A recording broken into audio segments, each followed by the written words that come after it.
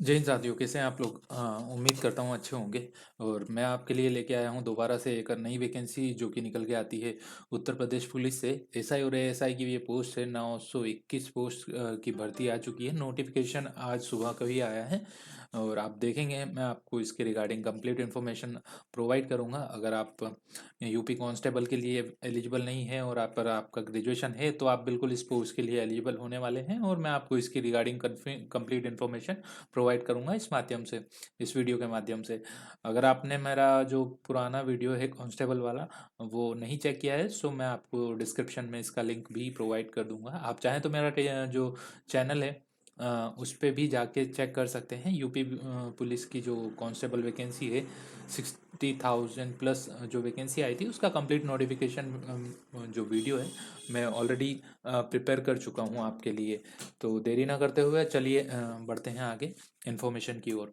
सो ये जो नोटिफिकेशन है ये ऑलरेडी आ चुका है उत्तर प्रदेश सरकार, उत्तर प्रदेश पुलिस भर्ती एवं प्रोन्नति बोर्ड की तरफ से। विज्ञापन आपको देखने को मिलता है। ये जो विज्ञापन है ये दिसंबर में ही आया है, आप देख सकते हैं। ये विज्ञापन एवं अन्य सुसंगत सूचनाएं बोर्ड की वेबसाइट पर आपको यहाँ पे उपलब्ध मिल जाएगी। UPPB.gov.in पे अगर आप जाएंगे और चेक करेंगे तो आपको उसकी जानकारी वहाँ पे मिल जाएगी। उत्तर प्रदेश में पुलिस उप निरीक्षक गोपनीय, पुलिस सहायक उप निरीक्षक लिपिक और एवं पुलिस सहायक उप निरीक्षक लेखा के पदों पर सीधी भर्ती 2023 की। सो ये जो भर्ती है ये रहने वाली है 2023 की। आपको इसकी जानकारी मैं इस वीडियो में देने वाला हूँ, आप चेकिए। आवेदन प्रक्रिया जो है 7 जनवरी से स्टार्ट होगी। ऑनलाइन जो प्रोसेस है 7 जनवरी से 28 जनवरी तक इसके फॉर्म भरे जाएंगे। और जो शुल्क है, शुल्क आवेदन शुल्क आप पे कर सकते हैं, अपनी जो फीस है 30 जनवरी 2024 तक। आवेदन शुल्क इस जो पोस्ट है एसआई पोस्ट के लिए रहने वाला है 400 रुपये। यहाँ पे एक मिनिमम अमाउंट जो गवर्नमेंट से तय हुआ है वो 400 रुपीज़ है। आप चाहें तो ये जो अमाउंट है ये पे कर सकते हैं और आप इसके लिए अप्लाई कर सकते हैं। पुलिस के लिए मैं बताना चाहूँगा कि यहाँ पे आपको 3 प्रकार के एसआई और एएसआई की जानकारी मैं आपको देने वाला हूँ। सो आप हमारे चैनल पे बने रहिए। अगर आपको कुछ डाउट रह जाता है तो आप हमारे कमेंट भी कर सकते हैं, जिसके माध्यम से भी हम आपको आपकी जानकारी की जो जानकारी आप चाहते हैं उसकी जानकारी आपको प्रोवाइड करेंगे हमारे वीडियो पे। उत्तर प्रदेश उप निरीक्षक गोपनीय पुलिस सहायक उप निरीक्षक लिपिक एवं उप पुलिस सहायक उप निरीक्षक के पदों पर सीधी भर्ती 2023 में। और बात कर लेते हैं हम जो वैकेंसी है उप निरीक्षक की, जो वैकेंसी है 268 है। पुलिस सहायक उप निरीक्षक लिपिक समूह की जो वैकेंसी है 449 है। और पुलिस सहायक उप निरीक्षक जो है एएसआई जिसे कहा जाता है 204 पोस्ट है। दो टोटल वैकेंसी जो है वो है 921। पे स्केल की बात करें हम, सो एएसआई के लिए जो पोस्ट है उसके जो पे स्केल रहने वाला है वो 9,300 से लेके 34,800 ग्रेड पे रहने वाला है, 4200 का इस पे। और ये जो मैक्सिमम है अमाउंट आपको 35,400 से लेके 1,12,000 तक पहुंचेगा। आपका जो पुलिस सहायक उप निरीक्षक जो है उसके लिए जो पे लेवल है दूसरा एएसआई, उसकी जो पे स्केल रहेगा वो 5,200 से 20,200 तक रहेगा। और 2800 को ग्रेड पे रहेगा, 29,200 से इसकी सैलरी 92,300 तक जाने वाली है। पुलिस सहायक उप निरीक्षक लेखा समूह के लिए जो है 5,200 से 20,200 व ग्रेड पे 2800 लेवल तक रहेगा। टोटल वैकेंसी हमारी हो जाती है 921।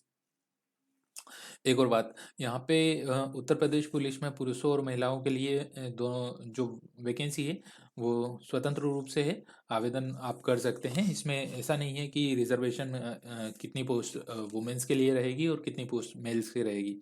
सो आप अगर अ, इच्छुक हैं इस पोस्ट के लिए तो बिल्कुल आप इसके लिए एलिजिबल हो जाते हैं, और आपको वहाँ पे महिला या पुरुष जैसा कुछ नहीं मिलेगा आपको उसके रिगार्डिंग। आप एलिजिबल है होते हैं उस पद के लिए तो आपको नियुक्त किया जाएगा। बात कर लेते हैं हम क्वालिफिकेशन डिटेल्स की। सो पुलिस उपनिरीक्षक जो है, जो एसआई है, उसकी रिगार्डिंग आपको मैं बता देता हूँ कि भारत के विधि द्वारा स्थापित स्नातक उपाधि पास हो, मतलब आप ग्रेजुएट हैं, और कम से कम आपकी जो टाइपिंग स्पीड है वो 25 शब्द प्रति मिनट हिंदी में और 30 शब्द प्रति मिनट अंग्रेजी में होनी चाहिए।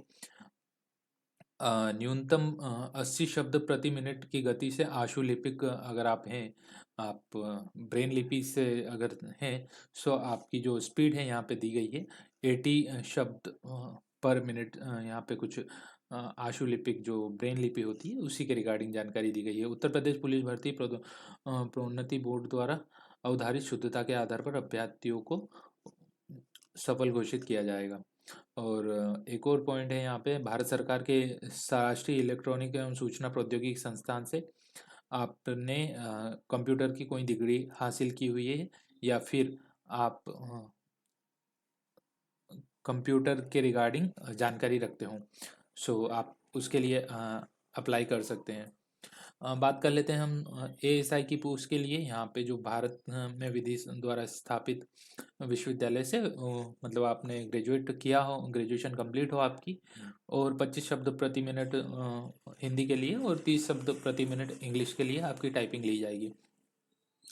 कंप्यूटर का आपको डिप्लोमा या फिर आप अगर ग्रेजुएट हैं तो भी आप इसके लिए अप्लाई कर सकते हैं। सहायक उपनिरीक्षक लेखा पद जो होता है, इसमें आपको एक और चीज़ देखने को मिलेगी कि यहाँ पे ये जो जॉब रहेगी एएसआई की लेखा के लिए, ये आपको ऑन बोर्ड जो ऑन डेस्क जॉब रहेगी। डेस्क जॉब आपको आपको बाहर कहीं पे पोस्ट नहीं किया जाएगा, आपको डेस्क वर्क रहेगा हमेशा आपका। इसके रिगार्डिंग जो है आप ग्रेजुएट होने चाहिए, वाणिज्य में स्नातक उपाधि, लेखा शास्त्र में पर परास्नातक डिप्लोमा या सरकार द्वारा मान्यता प्राप्त समकक्ष अर्हताएं। 15 शब्द प्रति मिनट से हिंदी टाइपिंग आपकी होनी चाहिए।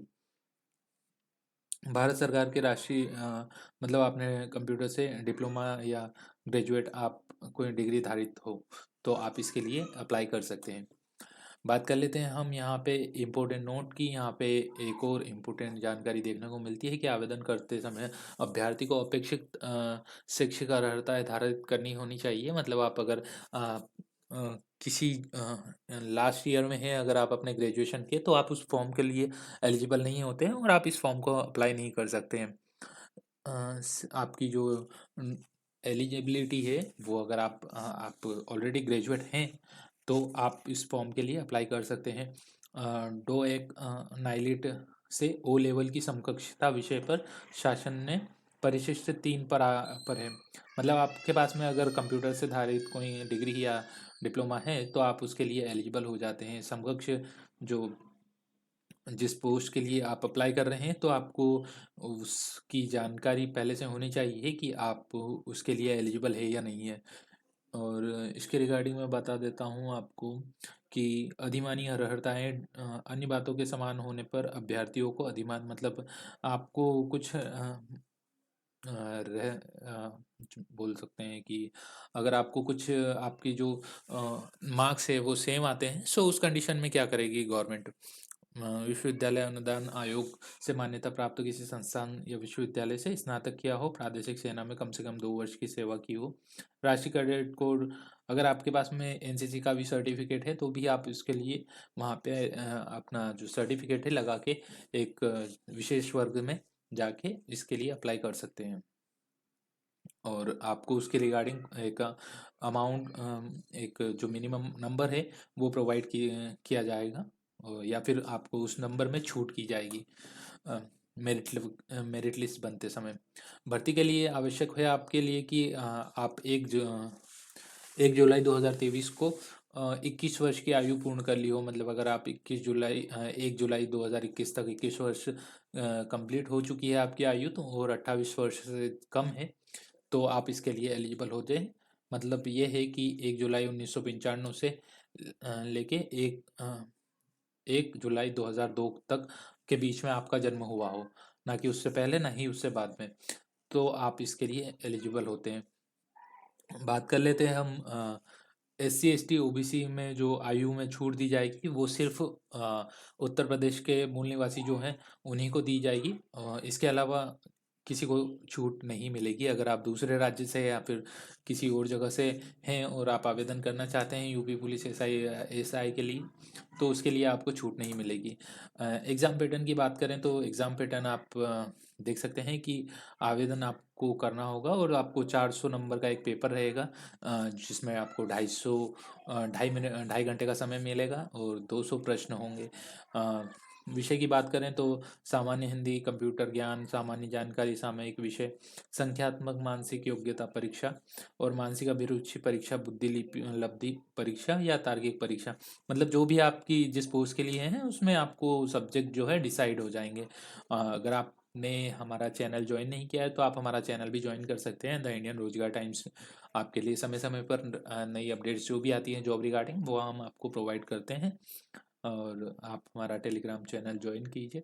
अगर आपने इस वीडियो को अभी तक लाइक नहीं किया है तो बिल्कुल आप लाइक कीजिए, शेयर कीजिए अपने फ्रेंड्स के साथ में, ताकि वो भी इसकी जानकारी देख के अपना फॉर्म अगर अभी तक फिल नहीं किया है तो जल्द से जल्द जाके अपना फॉर्म या डॉक्यूमेंट जो भी चाहिए वो पहले से रेडी रखें, ताकि समय आने पे जल्द से जल्द आप फॉर्म भर सकें। फिजिकल स्टैंडर्ड टेस्ट के बारे में बात कर लेते हैं हम। निम्नलिखित लिखित परीक्षा, अभिलेखा एवं संवीक्षा या शारीरिक मानक परीक्षा की तिथियों व समय सूचना आपको बोर्ड की वेबसाइट पे, मतलब आपको आपकी एग्ज़ाम होने के बाद में आपके फॉर्म भरने के बाद में आपको जो एडमिट कार्ड या फिर आपकी फिजिकल या फिर मेडिकल टेस्ट के लिए आपको बुलाया जाएगा, तो उसकी जानकारी आपको वेबसाइट पे ही मिलेगी। पुरुष वर्ग के लिए मैं आपको बता देता हूँ कि न्यूनतम शारीरिक मानक निम्नवत है। तो इसमें ऊंचाई की बात करें तो सामान्य और अन्य वर्ग के लिए यहाँ पे जो ऊंचाई है वो रहने वाली है 163 सेंटीमीटर होनी चाहिए। अनुसूचित जाति के पुरुष अभ्यर्थियों की न्यूनतम ऊंचाई 156 सेंटीमीटर होनी चाहिए। सीने की अगर हम बात करें तो सामान्य और OBC के जो है अभ्यर्थी उनके लिए 77 सेंटीमीटर बिना फुलाए, और कम से कम 5 सेंटीमीटर आपका फूलने पे आना चाहिए। मतलब आपकी फूलाने के बाद में 82 सेंटीमीटर होनी चाहिए। SC ST के जो अभ्यर्थी हैं उनके लिए 75 सेंटीमीटर बिना फुलाए और फुलाने पे 80 सेंटीमीटर होनी चाहिए। 5 सेंटीमीटर आपका डिफरेंस जो है वो बिल्कुल आना चाहिए। अगर नहीं आता है तो आप उसके लिए एलिजिबल नहीं माने जाएंगे। सो आपको चेक कर लीजिएगा उसके आपने जो चेस्ट साइज है, और उसके माध्यम से आप अगर जो भी आपको फिजिकल की तैयारी करनी है तो बिल्कुल आप उसमें अभी से लग जाइए, ताकि समय आने पर आप अपना जो बेस्ट है वो दे सकें। फिजिकल स्टैंडर्ड के बारे में बात कर लेते हैं। महिला अभ्यर्थियों के लिए ऊंचाई इसमें आपको 150 सेंटीमीटर होनी चाहिए, अगर आप सामान्य या अन्य OBC वर्ग से आते हैं तो। अगर आप अनुसूचित जाति या जनजाति वर्ग से आते हैं तो आपकी जो हाइट है वो 145 सेंटीमीटर होनी चाहिए। वज़न जो है आपका 40 किलोग्राम होना चाहिए। ये आपका को मैंडेट किया गया है। अगर आप 40 kg से कम आते हैं तो आप उसके लिए योग्य नहीं माने जाएंगे। और जो भी जानकारी है शारीरिक परीक्षण की वो आपको वेबसाइट पे भी देखने को मिलेगी। कंप्यूटर प्रोफिशिएंसी टेस्ट के बारे में बात कर लेते हैं कि अभिलेखों की एवं समीक्षा एवं शारीरिक मानक परीक्षा में सफल पाए गए अभ्यर्थियों की कंप्यूटर से परीक्षा ली जाएगी और सम्मिलित होने की अपेक्षा की जाएगी। जो भी आप जब आप एग्ज़ाम देंगे तो सबसे पहले आपका रिटन एग्ज़ाम होगा, देन उसके बाद में आपका फिजिकल होगा, उसके बाद में आपको इसके लिए बुलाया जाएगा कंप्यूटर प्रोफिशिएंसी टेस्ट के लिए। और उसी के बाद में आपको जो है मेन आपका जो रिज़ल्ट है वो जारी किया जाएगा। हिंदी या इंग्लिश आप पहले चेक कर लीजिएगा फॉर्म भरते समय आपको किस में टाइपिंग टेस्ट देना है, और उसके बाद में ही आप जो है अप्लाई कीजिएगा। और आप अपना जो एप्लीकेशन है वो भी कंप्लीट चेक करने के बाद ही सबमिट कीजिएगा, ताकि आपको बाद में कोई समस्या ना हो। आपकी दोनों प्रोसेस होने के बाद में आपको मेडिकल के लिए भी बुलाया जाएगा, और मेडिकल की सूचना या जानकारी जो भी रहेगी वो अभी कुछ नहीं है, लेकिन आपको वेबसाइट पे ही देखने को मिलेगी। पुलिस भर्ती के रिगार्डिंग आपकी जो मेडिकल टेस्ट है वो भी होगा आपकी कंप्यूटर प्रोफिशिएंसी टेस्ट के बाद में, उससे पहले नहीं होगा। और उसके बाद में बात कर लेते हैं एज रिलैक्सेशन की। तो मेरे ख्याल से सभी जानते हैं कि 3 वर्ष आपको एक्स्ट्रा छूट ऑलरेडी मिल चुकी है। यहाँ पे उत्तर प्रदेश अनुसूचित जाति के लिए 5 वर्ष, अनुसूचित जनजाति के लिए 5 वर्ष, अन्य पिछड़ा वर्ग के लिए भी 5 वर्ष, आर्थिक रूप से कमजोर वर्ग के लिए प्रमाण पत्र अगर है तो उसकी जानकारी भी आपको जो शासन द्वारा मान्यता प्राप्त जो छूट है, अर्हताएँ दी गई है, उसी के अनुसार रहेगी। और ये जो प्रमाण पत्र हैं, आप ऑलरेडी पहले से अगर तैयार हैं तो ही आप उसके लिए एलिजिबल होते हैं। अगर नहीं है तैयार तो जल्द से जल्द आप तैयार कर लीजिए, करवा लीजिए अगर आपके नहीं है तो, और ताकि आपको बाद में कोई परेशानी ना हो। आई होप हमारा वीडियो आपको इन्फॉर्मेटिव लगा होगा। तो कैसा लगा आपको ये वीडियो, तो कमेंट कीजिएगा हमारे चैनल पे, और like share and subscribe this video if you really enjoy this video and this is informative for you. अगर आपने हमारा टेलीग्राम चैनल अभी तक ज्वाइन नहीं किया है तो बिल्कुल आप जल्दी से जल्दी जाइए, और हमारा जो टेलीग्राम चैनल है, सर्च कीजिए टेलीग्राम चैनल में द इंडियन रोजगार टाइम्स, और आप हमारे चैनल से जुड़ जाइए ताकि आपको जो भी जानकारी है वो समय से मिल सके। सो धन्यवाद। आप स्वस्थ रहें, मस्त रहें।